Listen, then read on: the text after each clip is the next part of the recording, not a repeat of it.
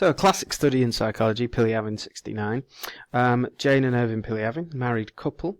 So, Good Samaritanism, an underground phenomenon. The reason why it's called that is because what they found was quite unusual. So, was it just because of where they carried it out underground on the subway? So, to investigate factors influencing helping behaviour on a New York subway train. There's your typical New York subway train. And you usually have some main doors, you have a section over here, and you have a section over here. And that will become clear why that is important. Okay, so it's a field experiment. IV, DV, natural environment. IV, we'll look at in a sec. DV is going to be the measures of whether people help someone who's collapsed. The natural environment is the New York subway. So if you're asked to justify why it's a field experiment for, say, 4 marks or more, make sure you define generally what a field experiment is and then relate it to the study, give those examples. The A and D trains were used on 8th Avenue in New York between 59th and 125th Street. Journeys lasted for about 7.5 minutes. Let me show you that in on Google Maps. If you put in the bottom of Central Park, the bottom left corner of Central Park, and you want to go to 125th Street up here, Google Maps will tell you can get the A, B or D line. And this was the A and D lines. The reason is that the A and D lines back then were both express trains. So you can see these little metro stops along the way. These are all subway stops along the way. But if you get on there on an express train, it uses the track next to the local train that stops at all those stops and goes all the way through without stopping. So that gave them a captive audience for 7.5 minutes to get from one end to the other, to run out all of their scenario and allow someone to collapse and see if people would help. So, but that's the geography of what we're talking about. They ran these trials going in one direction, they'd get off, they'd turn around and they'd come back again, running it in each direction as they went. So quite a clever setup. 4 independent variables. So what they manipulated was the type of victim. So their actor who collapsed was either acting drunk or was carrying a cane, and a cane's a white stick. So it can be, we would think of it as blind, but it's also like a walking stick. They weren't necessarily coming across as blind. Race of the victim, black or white. So the actors that they had to play these roles were either black or white. The effect of a model, so the model is someone who gets up after 70 or 150 seconds from either of the areas, that's something else they can manipulate, or no model at all. The model is someone who gets up and helps the victim who's collapsed if nobody else has helped. The size of the witnessing group, a naturally occurring IV. So the number of people on that train is a naturally occurring IV.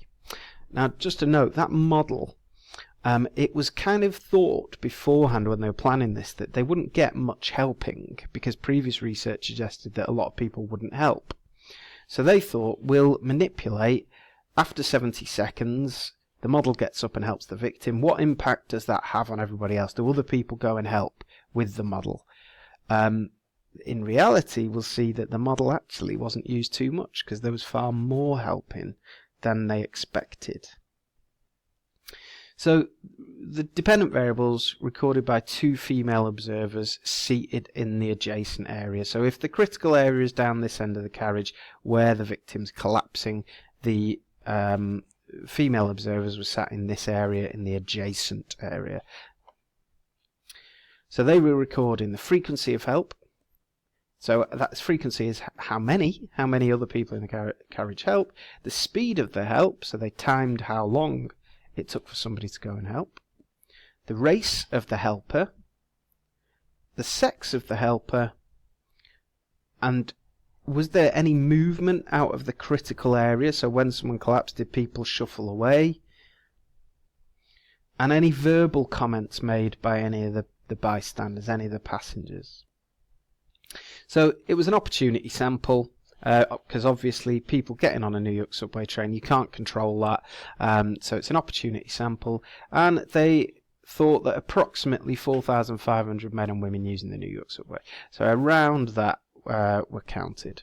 approximately. Nice little nod to the research methods paper there. Remember that symbol, wiggly line, means not equal to, it means approximately. Weekdays between 11 a.m. and 3 p.m. So you've missed the real rush of the morning, but because it's New York, then it's always pretty busy. So they're avoiding the rush hours there. April the 15th to June the 26th, so it's not snowy outside, not that it particularly matters, but April to June in New York is very pleasant. Approximately 45% black, 55% white. So, just a note on that actually, it's very unusual that you would get that kind of equality of distribution of race in any city, really, but New York is particularly multicultural, and it's worth bearing that in mind when you get to the ethnocentrism of the research. Whether does this apply to New Yorkers in particular? Would you find the same results that they find according to race in other cities? Sorry, one more thing. See there, you can see again there's local tracks in New York, and then there's express tracks that don't stop everywhere. There you go. You take the local track to go. Okay. The research assistants, the observers, 4 teams of 4 researchers. So to begin with, I've mentioned the 2 female observers. There they are. So 4 teams. They were probably groups of friends, the 4 teams. And we'll add to this as we go through. So there you go. The victim, you've got in the adjacent area, observer 1 sits over here, observer 2 sits over here. So they're both over there, but it's all being played out with the victim over there. And remember, there isn't a door between these, it's just this area.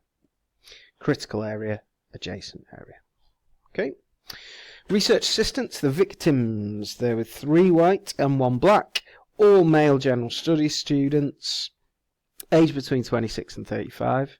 They were dressed alike. They either smelt of liquor, so alcohol, and carried a liquor bottle, or they appeared sober and carried a black cane. You're not allowed alcohol in public in America, so people who are drinking on the street, it's quite obvious who is because they've got a black paper bag around it. But that's legal. It's okay if it's covered. So, in all other aspects, they're identical. So, we can add the victims on. So, for each of the teams, we've got 1 black victim and 3 white victims. The role of the model. So, the model was there to help raise the victim to a seated position. And again, this was partly because they expected that there wasn't going to be much help, but they also wanted to see the impact of if one person helps, do lots of other people help. So they were going to manipulate this in 4 different ways. They were all white, the models. They either sat in the critical area and intervened after 70 seconds. This wasn't, by the way, for every single trial. This is just for the model conditions. So every now and then they did a model condition, either after 70 seconds after the victim had collapsed or after 150 seconds after they'd collapsed. So they got up and helped them after those time periods, either in the critical area, seating there, or in the adjacent area. So they would, in these conditions, they would be moving from the adjacent area all the way through to the critical area to help them. Again, the results are going to show that they weren't actually used too much. So there's our 4 white models in each of the teams as well. So they, to go back to the observers a sec, the observers. Observer 1 noted the race, sex and location of every rider in the critical area, the total number of individuals who came to the victim's assistance, so the total number of helpers, the race, the sex and the location of all of the helpers, so where did the helpers come from in the carriage. Observer 2 noted the race, sex and location of all persons in the adjacent area, the latency, which means the speed, the time it took for the first helper's arrival, and the time of the first helper's arrival after the model had arrived. So in the model conditions, only in the model conditions, did this observer need to time how long it took after the model's arrival. Both observers recorded comments spontaneously made by nearby passengers, and they attempted to elicit comments from a rider sitting next to them, so they might say to the person next to them, "Oh dear, that's worrying, isn't it? Should we help?" So yeah, noting those qualitative statements as well. The procedure: the victim stood near a pole in the critical area. After about 70 seconds of the train leaving the station, staggered forward and collapsed. Until receiving help, remained supine on the floor, staring at the ceiling. And if he received no help by the time the train stopped, the model helped him to his feet. Okay, so in the no model conditions, if no one had helped him, then the model would go along at the very end and help him get off the train. At the end of, at the stop, the team disembarked, waited separately on the platform until the other passengers had left, and then they grouped together again and got on the train going the other direction. To repeat the whole procedure. Between 6 and 8 trials were run on a given day, all using the same victim condition. So either drunk or cane, same condition on a given day, and they did it 6 to 8 times. There were more cane trials than drunk trials, which were distributed unevenly because Team 2 violated instructions by running cane rather than drunk trials because they didn't like playing the drunk. Okay, so there we go. As much as research assistants as students can be quite useful, they can also take things into their own hands, which didn't help, but that's okay. They got enough data anyway. Subsequent student strikes prevented additional trials, so there were strikes at the university, not to do with this study, just strikes at the university protests. It was the 60s. Results: the cane victim received spontaneous help on 95% of the trials. So, huge amounts of helping, very high levels of helping. 95% of the time, the cane received help. The drunk, though, only 50% of the time. So that is one of your key findings here. Significantly less for the drunk. Overall, 100% help for the cane victim compared to 81% help for the drunk victim. So, spontaneous means without the model. But if you add the model in, then 100% compared to 81%. So when there's someone else helping, other people did get up. And in the cane condition, if the model got up and helped, other people went and helped as well, as they did with the cane. So extremely high levels of helping. Help was offered more quickly to the cane victim, so a median of 5 seconds compared to 109 seconds delay, so quicker for the cane than the drunk. 60% of trials, when help was given, it was provided by 2 or more helpers. So that's interesting that people perhaps feel more comfortable helping together, even if it's with a stranger potentially. 90% of first helpers were male. There was a slight tendency for same race helping, especially in the drunk condition. Okay, so 2 interesting findings there. Firstly, remember all the victims were male, and you might see a very different finding if the victims had been female. But there was a slight tendency for same race helping, but a slight tendency isn't a significant finding. So there was a tendency to help the same race as you, but mainly in the drunk condition. So if someone has collapsed because of their own doing, so because they are drunk, then we're more likely to help someone that we identify with. It reduces that benefit of helping if they're drunk and if they're a different race, which is interesting.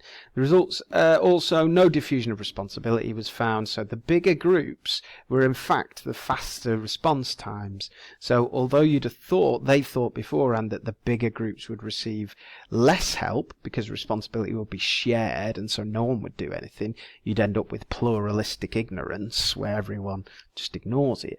Actually, the opposite was found. So that's why it's called a subway phenomenon. More comments were made by passengers in the drunk than the cane condition, and most comments were made when no help was given in the first 70 seconds. So more people saying, "Oh, he's drunk," blah, blah, blah, and most comments made when in the first 70 seconds. So that awkward moment of the first 70 seconds. Help was so quick that in all but 3 cane trials, the model didn't have the opportunity to help.